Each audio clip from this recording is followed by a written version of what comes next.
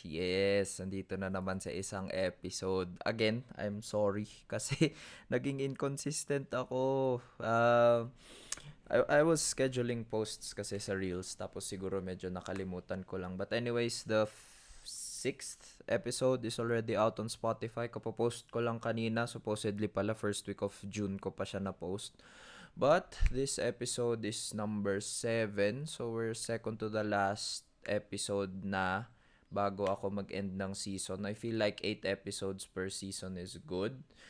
But anyways, ang pag-uusapan natin ngayon as the title goes, stop seeking validation, or validate yourself. It depends kung anong mapag-isipan kong title dun sa podcast na to. But essentially, it's all about validation. Most probably personal validation ang ano natin ngayon, ang topic natin. Well, for one, I have a lot of experiences with regards to validation, and I feel like a lot of people go through stages of validation as they progress in life or as they get older. Kasi syempre, the world runs on value. This is one thing that I heard from sa job interview ko. Kailan ba yon? This year din yun eh. Early this year. Most probably.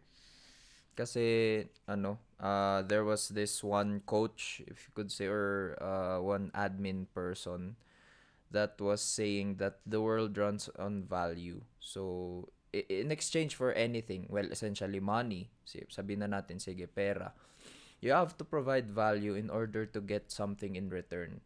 Kasi parang isipin nyo, if wala naman kayong value na pinoprovide, bakit kayo worth bayaran in a sense? May it be, selling services or selling products, it's the same. 'Di ba? So kunyari nagbenta kayo, sabi natin in terms of products, nagbebenta kayo ng something na mas mura, that's the value in your product, Like something na mas mura compared dun sa original price, that's the value. The customer getting the product or the produce cheaper than the others. If service naman, say for example, mas mahal yung services ninyo pero mas mataas yung quality, again, that's the value in it. So it's like the thing that I've said dun sa looking past the cost but the value, or the price. Looking past the price but the value of the thing that you're purchasing or the service or whatever you're purchasing.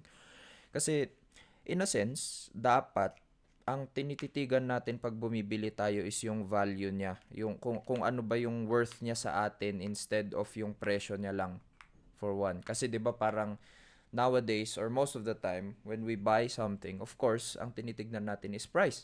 Again, kasi nga importante 'yun if you're budgeting. But if you try to incorporate, trying to look past the price but instead the value, edi siguro you will have a more or a better financial decision in a sense. I mean, pinag-usapan na natin to, but anyways, going back to the topic, the world runs on value. So, kung meron kang something to give to the world, then most probably the world will reward you. Well, hindi man greatly, reward you greatly for the values that you give out to the world. Pero at least, mabibigyan kayo ng something in return. So, in a sense, ganun naman lagi. That's why we seek validation, 'di ba? Parang we did something, we want something in return as well. Kasi ganun naman lagi, 'di ba? Parang yun din yung isang pangit na siguro nagiging ugali natin, na parang ayaw na nating mag-give ng 100% without really guaranteeing or knowing na meron tayong makukuha in return, which is not bad in a sense. Hindi naman siya actually masama. Actually, wais nga yun eh, kasi hindi ka magsasayang ng oras. But incorporating that mindset na parang, wala naman akong makukuha. What's in it for me? Parang ganun, di ba? Bago nyo gawin. Sometimes it ruins the fun of the game. Para sa akin na personally. Like, wala na kasing, hindi ka na spontaneous eh, in a sense. Tapos, it ruins the opportunity na rin. Kasi you never know unless you try. That's something that a lot of people are scared of, going out of their comfort zones and trying new things. Well, sometimes it works, sometimes it doesn't. Yun na lang din siguro yung masaya, and I feel like hindi ko naman na master, pero it's something that I constantly do, and sometimes I do regret that type of practice, or let's say habit na rin, na masyado akong nagte-take ng risks. But for the most part, it's been rewarding for me. So masasabi ko lang sa inyo is just try, you know. So again, that's why we seek validation. Kasi nga lagi tayong merong ugali na parang I did something, I want praise, 'di ba? Dapat pansinin niyo naman na may nagawa ako kasi it feels good to be validated. Ako rin naman, hindi ako magiging hypocrite na sasabihin ko sa inyong pabayaan nyo yung iba, ganyan. Like, masaya. Masayang nape-praise ng ibang tao. I mean, it depends what your love language is. Sometimes, words of affirmation, ganyan. Ako kasi physical touch or, hindi, acts of kindness, acts of love, yata, yung love language ko. Basta it's more to do on the physical side, doing things for your partner, ang love language ko. Well, for my girlfriend, ang love language niya is words of affirmation. So, I always keep that in mind. Lagi ko siyang, kino-compliment, ganyan. Lagi ko sinasabing love ko siya. Anyways, yun. So, the first advice I would give to you guys na, I mean, everyone seeks validation at some point or from someone, from somebody, is you should learn to validate yourself for one.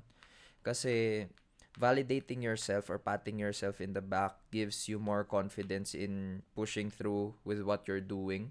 So in a sense, parang kapag kino-compliment nyo kasi yung sarili nyo or vina-validate nyo yung sarili nyo, at least meron kayong motivation para ipagpatuloy yung ginagawa ninyo. Celebrate small victories. I always say that. Kasi totoo naman, kailangan yung i-celebrate yung small wins ninyo along the way. Kasi nga, yun din naman yung magiging motivation ninyo. Kung wala namang pumapansin sa inyo, might as well pansinin nyo sarili nyo. Sometimes we're too fixated on what we need to achieve that we forget what we've already achieved. Ang daming opportunities na nabibigay sa atin or nasa atin na hindi lang natin na-appreciate na meron sa atin. Maraming bagay yan. If you're still, eating 3 times a day, if you still have the privilege of going to school, if you still have the privilege of, say, having a job, I mean, that's something to validate yourself with or to praise yourself with. Pat yourself on the back. Hey, we got a job. Might not be the highest paying job, pero, at least you have a job. So, other people, ang dami nilang natapos, very well decorated, wala pa rin silang mahanap na work. Other people, gustong-gusto mag-aral, pero wala silang opportunity to go to school dahil wala silang pera. You're using your car or you're using, the public transport to go to somewhere without worrying na yung ibabayad ninyo is sayang, ganon. So, you have to validate yourself at some point, At least may pera ako, ganyan, or at least I can manage it well, or at least, like, always look into the brighter side because everything is just perspective, in my opinion, It's how you look at things that will dictate how the things, or how those things are, essentially. So, if may something negative, parang sa akin, kunyari, I haven't been able to train for a week, pero I have unlocked a new skill of fasting, or habit of fasting. So that's something, nakakalungkot kasi hindi ako nakapunta sa gym, but again, at least kahit papano, nakakapag-fasting naman ako sa bahay and kaya ko mag-home workout. So it's just, play around with your thoughts kung paano nyo tinitignan yung mga bagay-bagay. And then, again, validate yourself whenever it's necessary. Mahirap din naman na sobrahan ninyo kasi magiging narcissistic na kayo, 'di ba? Na parang, galing ko, ganun, Just pat yourself on the back once in a while, validate yourself kasi nga at least magkakaroon kayo ng confidence to continue whatever you're doing. So for me, personal example ko na naman sa akin is whenever I lose weight, I pat myself in the back whenever I have a good performance at work or, at the things that I do. I always tell myself, good job, Pati yun yung looking at the other side of it na parang, okay, at least ako may opportunity akong ganito, ganyan.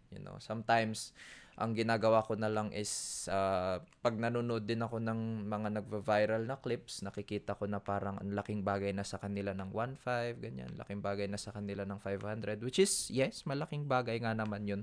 Pero again, having the privilege to have a better salary, then, kaya kong gumastos kahit papano, and medyo na overlook ko din yung mga bagay na ganun. So I always come back and then I, tell myself, damn, you're lucky, Swerte ka kasi ganito ganyan.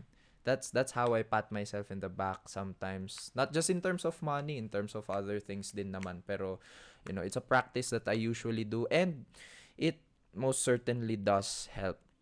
Another one or another advice na mabibigay ko sa inyo or I want to press on is the perspective side of things. Yung kasasabi ko kanina sa inyo na everything is just a matter of perspective. If you look at negative things in a negative way, syempre magiging negative 'yun. I mean, hindi kagaya sa multiplication na negative times negative is positive, or addition din yata. Ganun din ata sa addition, 'di ba? Like negative negative, mag-a-add yung negative. So, oh my god, I forgot my math. But anyways, um what I was saying was everything is just a matter of perspective. Kung paano nyo tignan yung mga bagay-bagay, ganun din lang yun magpe-play out sa utak ninyo. So, if there is something that happened in your life na negative, tapos negative pa rin yung tingin ninyo, most probably ikalulungkot ninyo yun. If there's something negative or positive, baliktad naman, na tinitignan nyo as negative, then magiging negative talaga siya. So, let's all be, pessimistic about things. I know, what is pessimistic? Is it negative ba? Pessimistic. Having a negative outlook. Okay, so let's not be pessimistic about things. Yun pala. Kasi baliktad, sorry. So, being a pessimist is, having a negative outlook on things, a lot of things, or most of the things that happen in your life. So, just be positive. Think positive tayo, lagi. Kasi, sabi ko nga, it's a matter of perspective. Ako, I always look at it the other way, or try to look at it the other way bago ako mag-decide. Siyempre, naaasar pa rin ako, nauurat ako agad, ganyan. I'm human. Things really happen that way. Pero I try my best to, look at it in a positive way. So that's something that you could do as well para you stop seeking validation from others. Just look at it in a more positive way. So again, it's good to seek validation from other people, but again, it starts with you. Mag-uumpisa yan sa inyo. Next one, if people don't accept you for who you are, maybe it's time to change your environment. That's something that a lot of people don't do kasi nga andun na naman tayo, babalik na naman tayo dun sa comfort zone thing. Na parang sila na yung tropa ko dati pa, bakit ko sila papalitan, ganun, like natatakot kayong mawalan ng friends or ma-left out, hindi naman kayo na-appreciate doon, 'di ba? So parang 'yun yung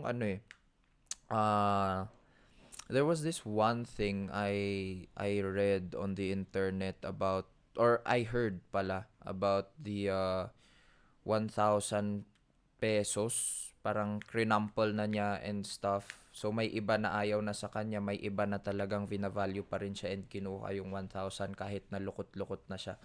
So again, it's about placement na lang din sa inyo. Kasi parang ako, I have my friends and I cherish them very much. Pero there was a turning point in sometime senior high na nag-iba ako ng group of friends and doon ako namulat sa business. Hindi na ako masyadong naging, how would you say this, interested or like invested in issues. Kasi yung ibang mga tropa ko, syempre, mahilig pa rin sila hindi naman makipag-away, pero makipag-chismisan, ganyan. And then, yung naging second group of friends ko, mas more on the business side, maturity side na sila. So, mas na-enjoy ko yun. So, lumipat ako dun. Pero I didn't cut off yung first na group of friends ko. Hanggang ngayon, magkakaibigan pa rin kami. It's just the time that I spend with them and, the other guys that changed. So, maybe pwede nyong gawin din yon, di ba? If your environment at home is shit, maybe spend less time at home or outside, ganun. Or if your group of friends are shit, maybe makipagkaibigan kayo sa mga, kung hindi nyo man ka-work, someone who shares your interest, doon kayo makipagkaibigan, tapos spend more time with them. Hindi ko naman sinasabing i-cut off nyo yung mga bobo, 'di ba? Kasi mahirap nga naman yun, lalo kung matagal nyo na silang kasama. Pero, one thing you could do is spending less time with them. Again, parang ano lang yan parang withdrawal, 'di ba? Na hindi ka pwedeng mag-withdraw agad sa isang bisyo kasi most probably magkakasakit ka for one or mamamatay ka. So you have to do it slowly. So again, that's something that you need to consider. Kasi nga, minsan, it's just the environment. You just don't get appreciated. So might as well lumipat na lang kayo sa ibang group of friends or sa ibang work, ganun, ibang bahay. It depends. It depends on the situation. It's just a general advice, you know. And then lastly, syempre, pinaka-importante, evaluate yourself, you know. Sometimes the answer you're looking for are blocked by your own blind spots. So, again, dun naman tayo babalik sa self-reflection, self-evaluation na naman. Kasi it's very important. And I feel like praying is something that is useful for this part. Kasi ako personally, I use praying as a form of meditation and, you know, reflecting about life in general or what has happened to me during the day or during the week. Since, syempre, di ba, pag nagpe-pray tayo, what do we do? First of all, we thank God that we're alive. We thank God that we've had the privilege to do the things that we did. We thank God for giving us the opportunities, the blessings, and whatnot. Secondly, we say sorry for our sins that we committed. So again, nagre-reflect na naman tayo. It's either throughout the day or on a week. Depende kung gaano kayo ka-frequent mag-pray. So, magsosorry tayo sa mga kasalanan natin. Tapos, magsosorry din tayo sa kung ano man sorry tayo about.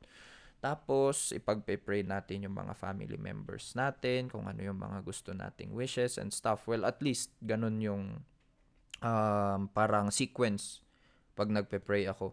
So in a sense, it's a form of reflection kasi meron yung dreams and aspirations mo, meron kung ano yung thankful ka for the week, and meron yung kung ano yung sorry ka for the week. So alam mo kung ano yung mga mali mong ginawa na nagiging, you know, repentful ka para sa kanila. So maybe prayers can help with the self-evaluation thing. Kasi minsan din kasi kasalanan din naman natin, tapos hindi lang natin i-admit. So evaluate yourself again. It's also a form of humility na rin Magiging humble ka din kasi kapag ginawa mo yon in a sense. Get off your high chair, try to evaluate yourself first, and then evaluate your environment, tapos change your perspective about things. That's just essentially the things that would help you with not seeking validation from others. Like, I get it, masaya. Pero sometimes, if yun yung nagiging source of anxiety ninyo, you might as well try other things. Hindi naman ganun kadali. Actually, these things or, you know, being independent in a sense na hindi kayo humihingi ng validation sa iba is a hard thing to do. And I don't think it would be beneficial if aalisin nyo yung ugali na to. But I guess what I would like to say to you is just lessen the intensity maybe or lessen the frequency that you try to do this. Kasi minsan yun yung nagiging motivation ng iba So magkakaiba tayong lahat. And again, I'm trying to cater to the general public para naman madaming matuwa sa akin in a sense. Pero syempre laging may masasabi ang mga tao. But I am very grateful to my viewers still.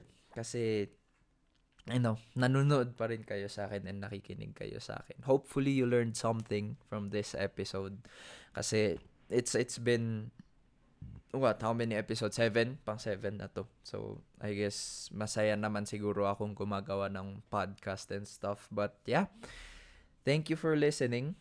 And, I'll catch you in the next episode, whenever that might be.